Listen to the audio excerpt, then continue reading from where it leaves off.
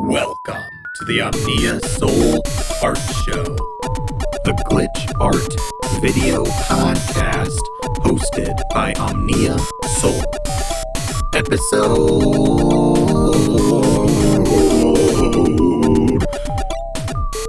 23. It is the number 23. It is the number 23. Time travel.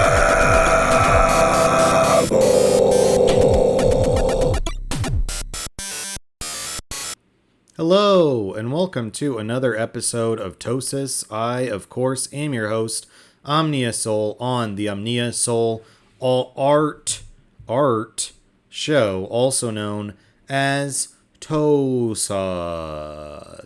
It is a hot day in Chicago. It is the beginning of Pride Month. Happy Pride, everyone, wherever you're celebrating. I hope you have a wonderful, happy Pride. Every day is Pride Month at the Omnia Sol Art Show. So celebrate yourself, celebrate the way you love, the way you express your gender, the way your sex life, whatever. Happy Pride, everyone, is all I'm trying to say. It is a hot day in Chicago. It is already in the 90s. Sunrise Studio is heating up. It is too hot in Sunrise Studio. My apartment we do not have central air conditioning, but we do have a window unit for the living room.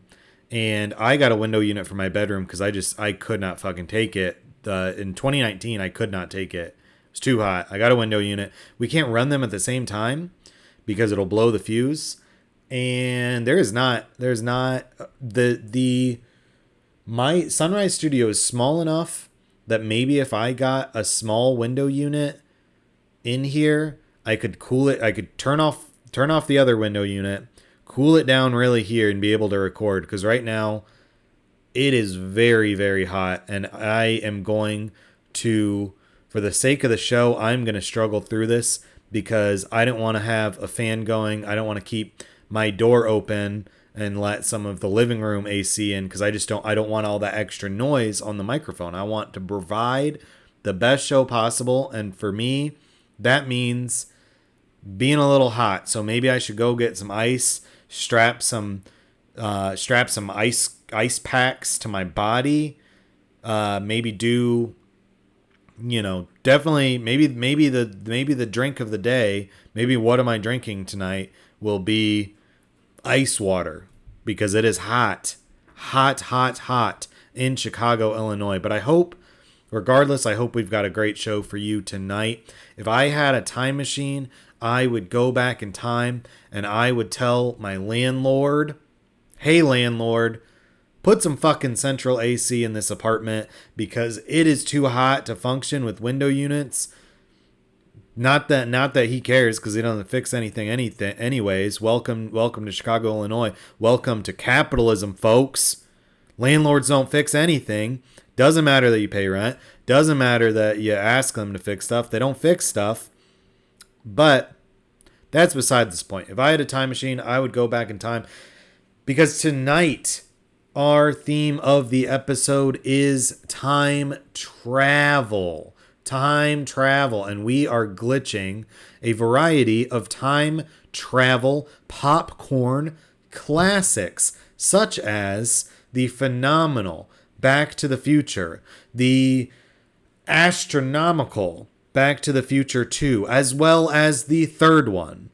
So we are glitching those. I hope you really enjoy it because tonight we are talking about time travel. Does it exist? Will it exist? Can it exist? I think it can. I think in certain circumstances, depending on your frame of view, time travel may already exist.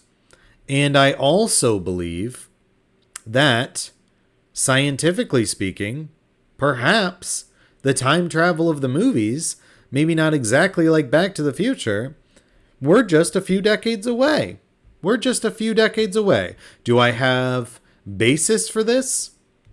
No, I do not. I do not have any basis for this other than Look at where we are today in the year 2021. We spend the majority of our lives looking at screens. Anyone who doesn't thinks that the simulation theory is absolute bullshit is negating the fact that the majority of your life is already simulated. We play video games. We watch movies. We look at our cell phones. I'm not anti-technology. This is a very technological show.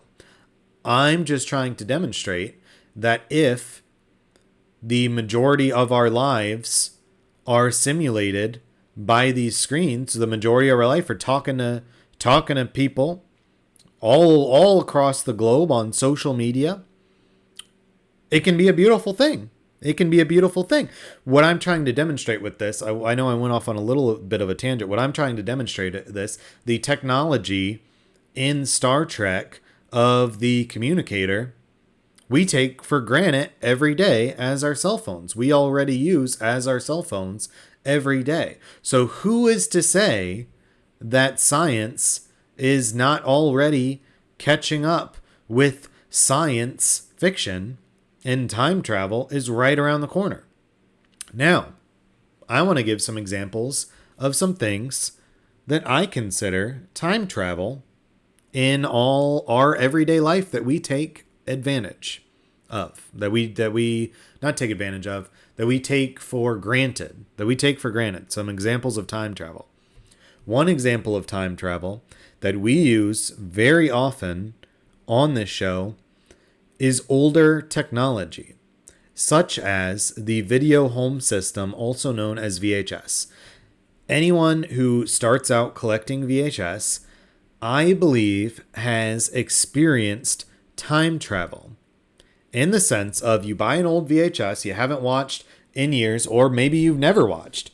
You buy an old VHS and you put it in the VCR, you press play, and you get some old previews to movies you have never seen. You are transported back in time to when this VHS came out. And that's the thing. I hate previews on DVDs and Blu-rays. I'm not interested at all. I'm like, come on, the technology is advanced. I want to skip past this.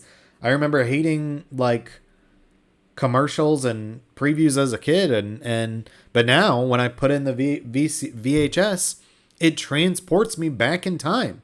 I see this preview, I hear that voice, that coming soon to video cassette, and I am transported back in time to when this came out. It is the past folding in on the present to create the future. The other example of time travel, old technology. So we have VHS tapes. We also, with my music, with my sound art, noise music, whatever you want to call it, I recently made a purchase. It hasn't come yet, but I recently made a purchase of a used tape recorder that I'm going to use in my sound art. But I was doing a lot of research on, because I have a few cassettes. I was doing a lot of research on cassettes, on making sound art with cassettes, loops and whatnot. And yeah, just if you want to time travel, go to a thrift store, get some old technology. See the things that we take for granted now with our new technology, but also marvel at the old technology. How on earth, for whatever reason, digital technology makes a little more sense to me, in the sense that it doesn't make any sense to me. Because a sound file, you hit record, it records, it is a file in a computer. For whatever reason, I don't understand it, but it works and it makes sense. Cassettes, you're telling me that this is magnetic tape that can capture audio. You're telling me that a VHS, that first of all, film, a camera can capture stuff on these reels, these tapes, these big things that we call film. First just video in the silent movies, then with the introduction of talkies, both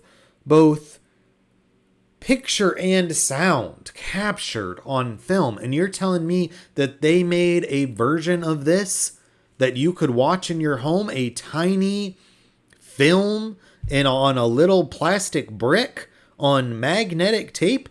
That's amazing, folks. That is amazing. Marvel at the long forgotten technologies of the past, because that is the capitalist death march. Is everything's got to be the newest thing. All the old things got to be thrown away as fast as possible. We got to fill the oceans with as much plastic as possible to choke out whatever's at the bottom of the ocean, because we know more about space than we do about the bottom of the ocean. So whatever weird squids and stuff, we got to drown them out with as much plastic as possible, because the capitalists need as much profit as possible. That's how it is in our current state of being, is new, fast, faster, bigger, stronger, what have you.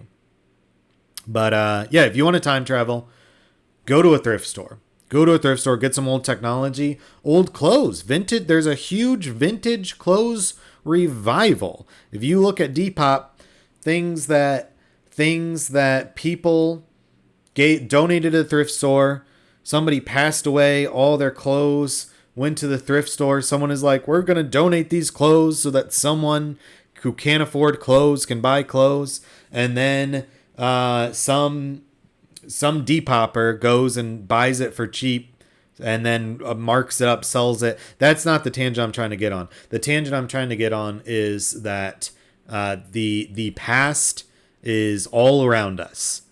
Past is all around us, if you're willing to look. Potentially, the future is all around us too, because the second point that I started to get on, but then I got back into the old technology rant. It's a rant, folks. You can't call it anything less than a rant. And I'm sorry I'm so goofy today. I'm just very hot. But the second point I want to bring up. So first point, experiencing older technology in the present is a form of time travel. The second point I want to emphasize is that perhaps our experience of time is completely wrong. We like to think of everything as linear, historical, the great march forward. That is not how all cultures view time through history. And I know I said through, like, I don't want to get into history, but what if all time is happening now? What if there is no time? What if the past, present, and future is all one thing? And we experience time the same way that you look at the same way we view sight. We see things, even though we live in a 3-dimensional world, we perceive things as 2 dimensions. And that's why when you have like a hyper realistic painting or a photograph, even though it's completely flat, we view depth because of the shadows. But what if the third dimension, is this space, the fourth dimension? If the fourth dimension is time, what's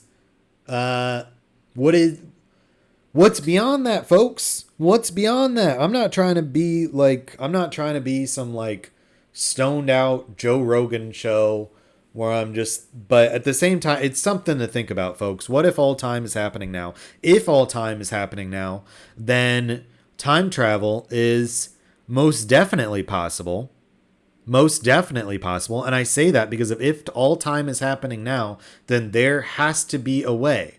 If you go from point A to point B, but if there is no point B, it's all point A, then your past self, if we even have a self, is the same as your future self, is the same as your present self. And I'm not saying this is like, oh, everyone's the same, everyone can change. No, I'm saying the opposite of that. Your past self, your future self can influence your present self, can communicate with your present self. You can your future self or your present self can heal your inner child, your past self can heal that. You can heal from your trauma. You can heal from your addictions. You can grow as a human being. And I'm not saying this is a gradual, just like growth, that there's not going to be mess ups, people aren't going to relapse. But I'm saying is that maybe we already have the ability to send messages from the present back to the past, or from the future to the present, influence the timeline. What if we live in a multiverse, folks? And not only is there a multiverse where everything that could happen has happened, there's a universe for everything, but what if the timeline is not this linear thing, but is constantly fluctuating and changing as these quantum possibilities merge and collapse into each other? As if you make a choice, all the timelines collapse into the current timeline, the current trajectory that you are on. If that is possible, what if you send a message back from your past self, or from your future self to your present self, you change that decision and you change the trajectory of your life. And with that, you create an entire new timeline, folks. The possibilities of this world we are living in are completely limitless. And I moved away from the microphone for a second because I didn't want to yell, but I'm hyped up. I am hot. I am red hot. I am coming in hot. I am excited about time travel, folks. I am fucking goddamn completely fucking sober right now. I'm just hyped up about time travel because the world is limitless. This entire past week, I have had a bad week. I have been in a bad mood all week. I have been a grumpy guts all week. All fucking week I've been grumpy. Every little thing has been annoying me. And I think it's because of the heat. But what I've realized while going on this tangent about time travel is that not only can I change the future by changing my behavior, I can change the past of this past week. I can change the past of this past week by sending messages to my past self from this present self recording this conversation. And the way we're going to do that, folks, we are going to send a message back. Omnia Sol of past, please let things go. If the Roku's not working and you can't watch the latest show on Netflix, don't get pissed off about it. Take some deep breaths, drink some ice water, pet your beautiful, wonderful, amazing cat Prometheus, calm down, because it's not the end of the day. You got a ton of comic books to read, go catch up on your comics. Go work on some video art, some noise music, go sketch, go draw. If Netflix isn't working, don't worry about it. Take it easy, folks. Take it easy, Omnia Sol of past getting annoyed. Time travel, baby.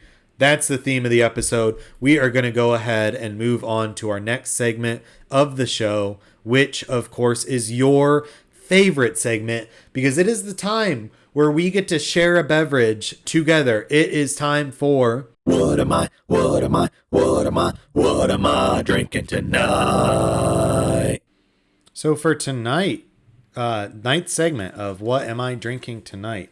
I am shaking this can gently because tonight I am drinking a beverage that is a yerba mate in a can.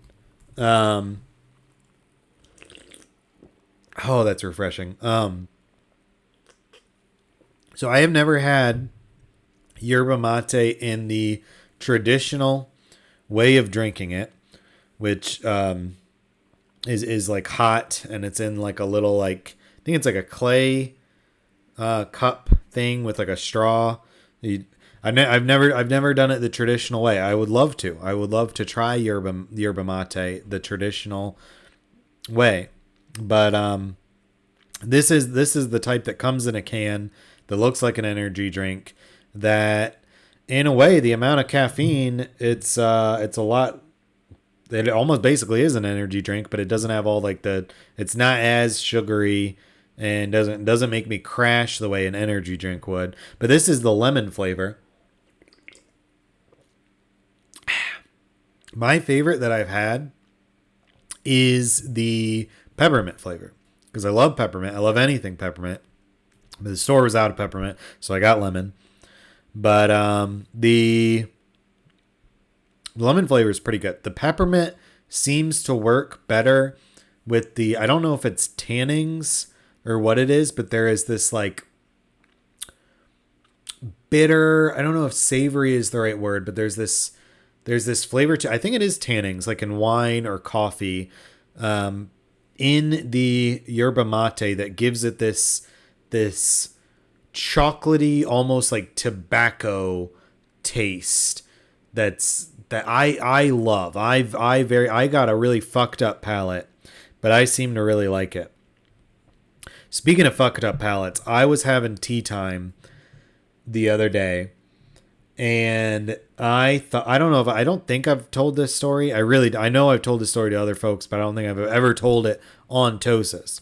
But I was having tea time, and I had, to go along with my tea, I had some peppermint flavored Oreos, and I had some lemon flavored Oreos, which the just saying out loud, lemon flavored Oreo sounds gross, but it's not as gross as it sounds. It's actually very similar to this discontinued Girl Scout cookie, where it's like a kind of like a two vanilla cookies with like lemon frosting in between. It's very good. But I thought, wouldn't it be a really funny, like fucked up thing if I took half the lemon cookie, half the chocolate peppermint cookies, and put it together and made my own really fucked up double stuffed Oreo, and just take a picture as a joke, because it'd be fucking disgusting. But I did take a picture as a joke, and I tried it, and it was actually, my palate's so fucked up that I really enjoyed it. The peppermint, the chocolate, the lemon, it was the dessert of a lifetime. It went so well with my Earl Grey tea. It was one of the best tea times I've ever had. But anyways, that's beside the point. The point is, this lemon yerba mate is pretty good. It's refreshing. It's going to give me the caffeine to get this episode done and get it out tonight. But it's not as good as the peppermint. The way the peppermint works with the bitterness, just chef's kiss, beautiful. But I would still rate this can of yerba mate 5 out of 5 cans of yerba mate. But if I had a time machine, I would go back in time to not when I went to the store, but to when the store still had the peppermint yerba mate, and I would buy that yerba mate instead. And that has been What am I drinking tonight? All right, folks, so we are going to go ahead and play our first song of the night. Since this is the time travel episode, I'm going to go ahead and play a section of the first ever song that I put on Bandcamp. Before this, I had a SoundCloud briefly associated with a Tumblr account, which was an anonymous art collective of revolutionary magicians, witches, and warlocks known as Saint Guillotine and the Red Mass. Didn't actually exist. It was really just me putting out art and whatnot.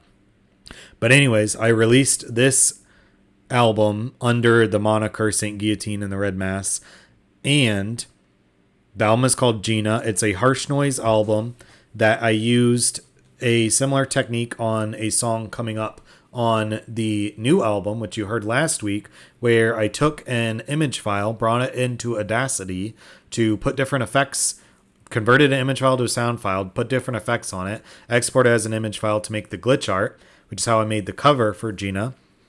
And the sound file, I was like, hey, what does this sound like? And I heard it, and I was like, that is very interesting. So I released it. It was my first ever harsh noise album. And then later in the show, we will go back to the future and I will play you the last song that I have recorded for the new album. And I'll give you more details about the new album. Because that's come here first for information about Omnia Sol's art. Social media, I update promoting the show. We'll share art there. But new stuff always comes here first. That is the TOSAS promise. Anyways, we're going to go ahead and play a section of the show. Section of the song. I'm not going to play the full song because it's like 24 minutes. But you can hear the full song on Bandcamp. You can also download the song for free because I've changed all my prices on Bandcamp to pay what you want. So if you got $0, but you really want the song, $0, it is yours as a gift from Omnia Sol.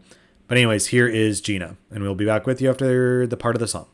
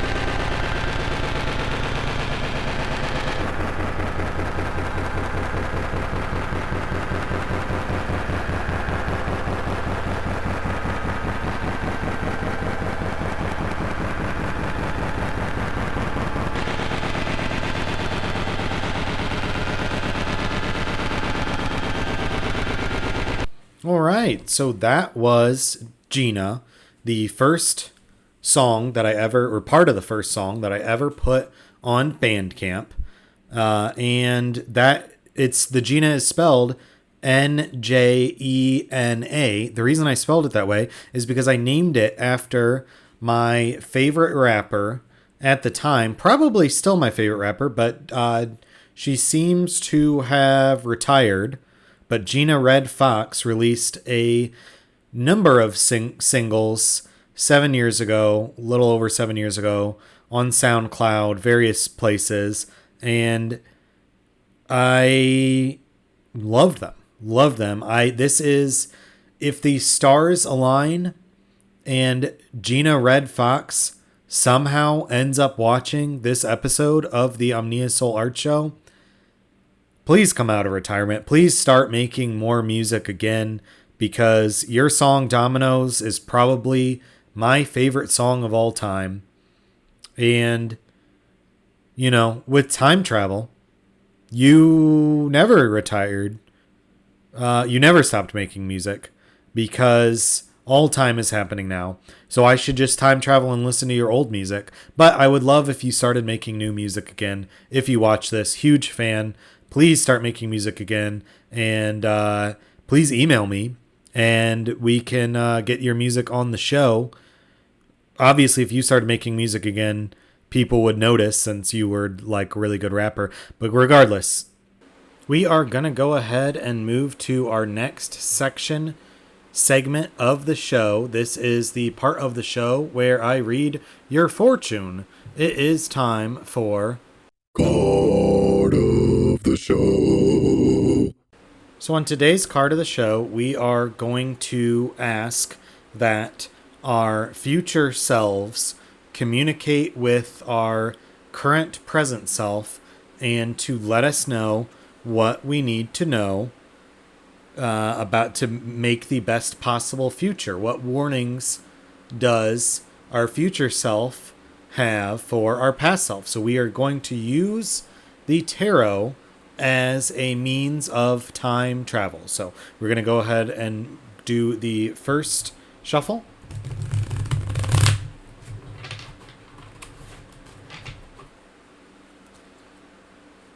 And the second shuffle. Get this all ready. Cool.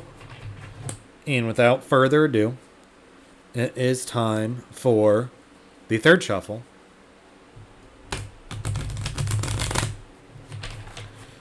All right, let's see what our future self has to say to our past self.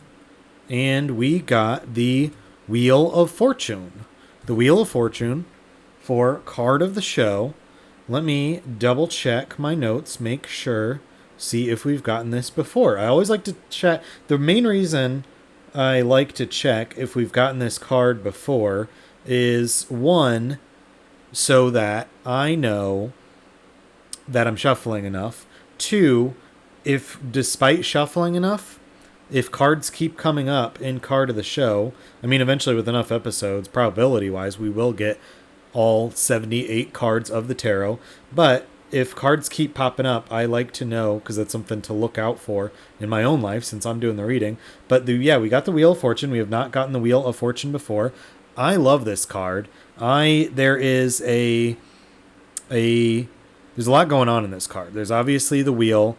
There are the letters tarot and some Hebrew letters as well. So if you read the wheel one way, it says tarot. If you read the wheel the other way, it says Torah, like the Torah. There is an angel with a book, this like bird, like phoenix thing, a snake, a Sphinx character holding a sword, some symbols on the wheel with the eight spokes. So I know the eight-spoked wheel is really big in Buddhism. Also in chaos magic, there is the chaos sphere, which is a circle that is made up of 8 points going different directions. There is a snake going down one side of the wheel, as well as a jackal-headed being that I believe symbolizes the god Anubis from Egyptian mythology. But I know in Greek and Egyptian mythology, when it kind of combined during Alexandria, Egypt, there was the figure of Hermanubis, which was a combination of Hermes and Anubis. So you think of Hermes representing is the god Mercury in Rome, but also Hermes is with the planet Mercury. So then when Mercury is in retrograde, which I believe Mercury is in retrograde right now, astrologically speaking, A lot of times, since Hermes is the god of communication, when Mercury is in retrograde, people speculate that communication goes kind of haywire. People send the wrong messages. Technology messes up a lot. I know I've been facing that a lot this past week.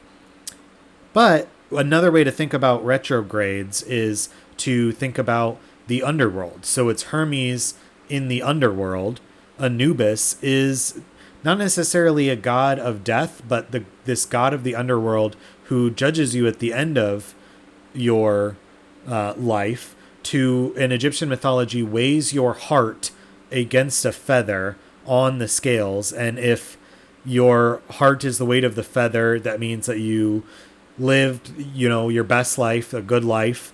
You were honest, true to people, and it means you're a good person. You get a good afterlife. If it's not, then I don't know what kind of damnation the Egyptian mythology has, but yes, it is he is the god of your final judgment in the afterlife. And I think his reasoning for being on the Wheel of Fortune is because Fortune is her own deity, Fortuna, and when people think of fortune, they think of Wheel of Fortune like the game show. They think of casinos. They think of big winning. But fortune can be good fortune. It can be bad fortune. Fortune's just what happens. So you want fortune or Fortuna if that goddess exists, which I think in the grand cosmos, all gods and goddesses exist, even if they just exist in someone's head, as Alan Moore would say. But it's good to have fortune on your side. And for the most part, fortune is just fortune. But for the most part, when I read this card, I read it as good fortune. Things are coming your way. So if this is the past reaching out to you, it might mean you've got a good future ahead of you if you keep on track doing the things that you think are best for you. But we are going to go ahead and see what the book has to say about it. See if the book backs us up in that definition of the card. So let's go ahead and see what the book's definition of the Wheel of Fortune says. So we have success, unexpected luck, change of fortune, chance, evolution, ebb and flow. This card appearing in a reading says that you will have success in attaining your desires, resulting in wealth and increase.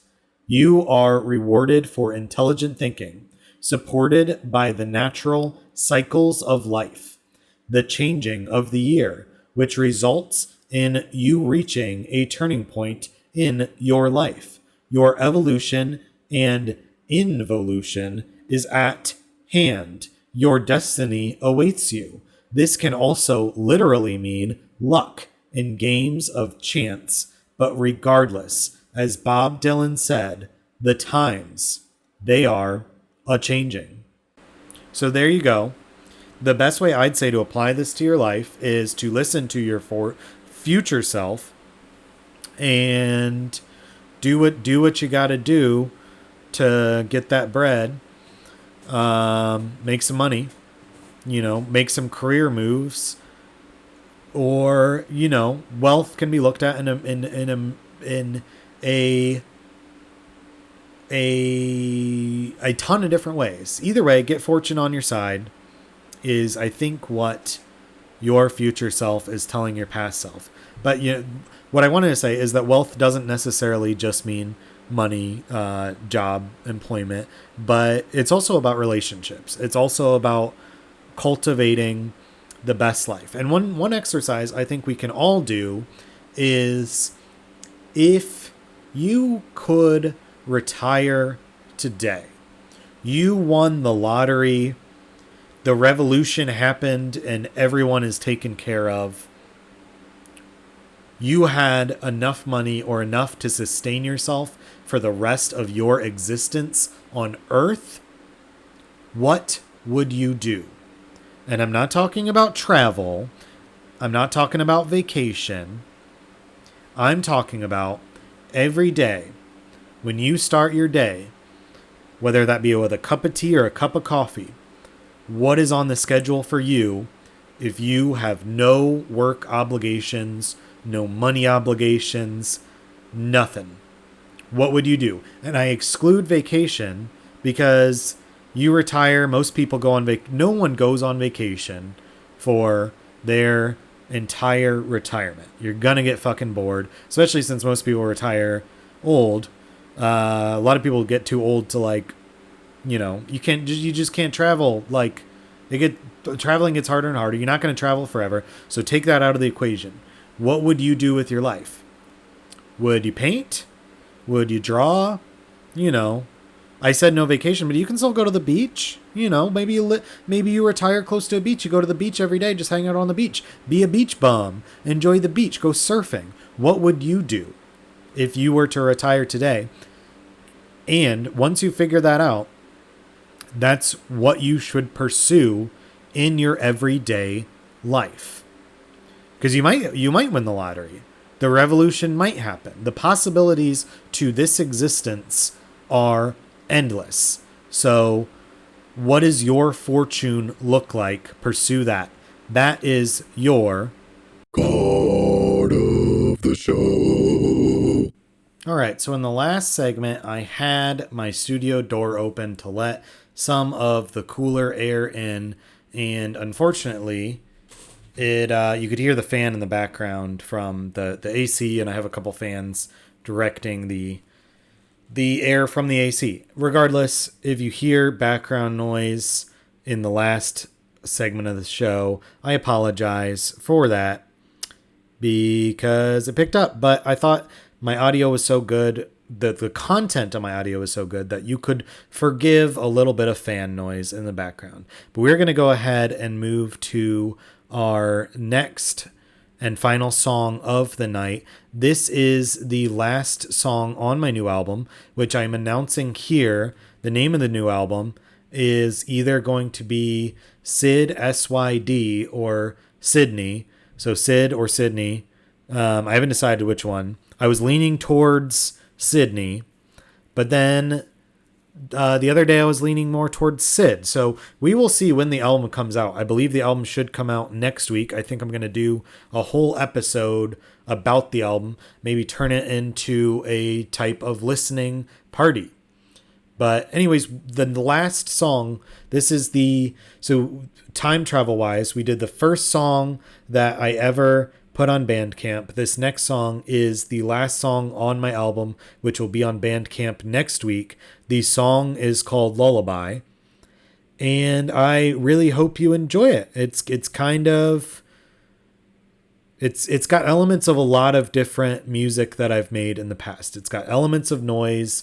It's got kind of ambient elements. It's got sort of drum machine, beat making elements. So I'm curious to see how you like it.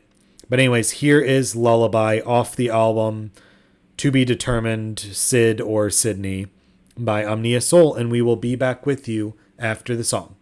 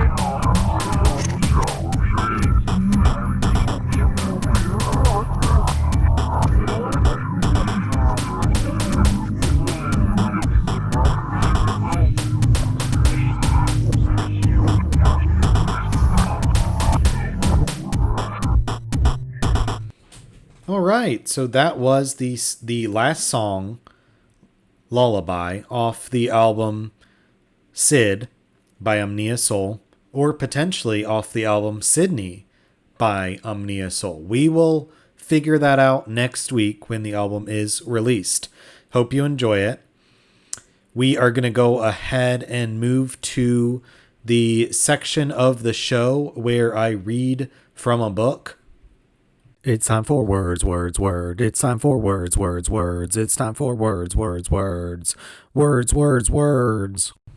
For this segment of words, words, words, we are going to go ahead and read from the god of time travel themselves, Grant Morrison, the author of comic books such as The Invisibles, Doom Patrol, The Filth, Flex Montalo, Batman, Wonder Woman, Superman, X-Men. Anyways, the book we're going to be reading from is entitled Super Gods. The chapter is Infinite Earths. We're going to read a small section about time travel and technology in general. So here we go. In so many ways, we're already superhuman. Being extraordinary is so much a part of our heritage as human beings that we often overlook what we've done and how very unique it all is. We have made machines to extend our physical reach and the reach of our senses, allowing us to peer into the depths of space and outer time. Our cameras and receivers allow us to see across the entire electromagnetic spectrum. We can slow down, freeze, and accelerate time on our screens. We can study and manipulate microscopic worlds, print our names on single atoms, analyze soil on Mars, and observe the rings of Saturn at close range. Our voices and our photographic records of everything we've ever seen are carried at the speed of light on an expanding bubble of radio into the infinite. Television broadcasts of the first moon landing are still traveling, growing fainter as the waves spread out. If you had a powerful enough receiver and a TV on a planet 40 light years from here, you could watch Neil Armstrong take his first steps on mankind's behalf and hear our silly, hopeful summer 1969 songs. Our space machines are the remote physical tendrils of a species launched across gulfs of nothing to land on other worlds or to travel, gathering data until the signal fades or until no one's left to listen. These ultimate extensions of human senses thread our awareness into the absolute freezing dark 10.518 billion miles from where you're sitting. As I write, that's how far Voyager 1, humanity's farthest reaching finger, has extended. Launched in 1977, it remains connected to its home world by radio and by the silver thread of its passage through time from launch pad to interstellar void. Individual humans may not be super beings, but the organism of which we are all tiny cellular parts is most certainly that. The life form that's so big we forgot it's there, that turns minerals on its planet into tools to touch the infinite black gap between stars or probe the obliterating pressures at the bottom of the oceans. We are already part of a super thing, a monster, a god, a living process that is so all-encompassing that it is to an individual life what water is to fish. We are cells in the body of a 3 billion year old life form whose roots are in the Precambrian ocean and whose genetic wiring extends through the living structures of everything on the planet, connecting everything that has ever lived in one immense nervous system embedded in time. So there you go. If you want to read more, go check out Super Gods by Grant Morrison, because that is all in the book. All in the book. So go check it out. Grant Morrison's one of my favorite authors. And that was the section where I read from the book. It's time for words, words, word. It's time for words, words, words. It's time for words, words, words. Words, words, words. All right. So we have come to the end of the episode. But if you want more, you can always travel back in time and watch this episode again, or watch any other episodes of the Omnia Sol Art Show.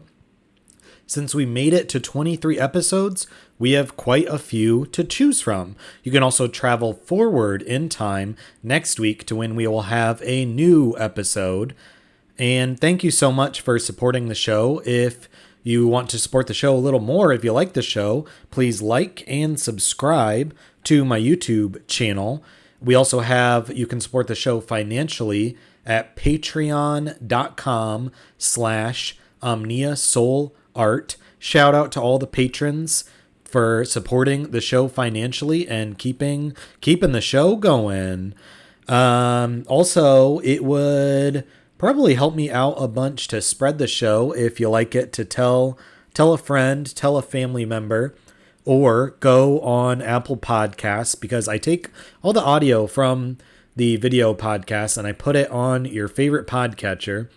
But go to Apple Podcasts and give it if you like it, give it a 5-star rating and write a review. I think that'll help other people find the show, at least find the audio of the show, and maybe they'll check out the video too.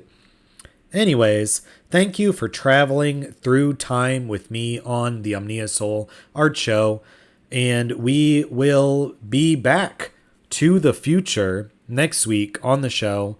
See you then. Take care, everyone.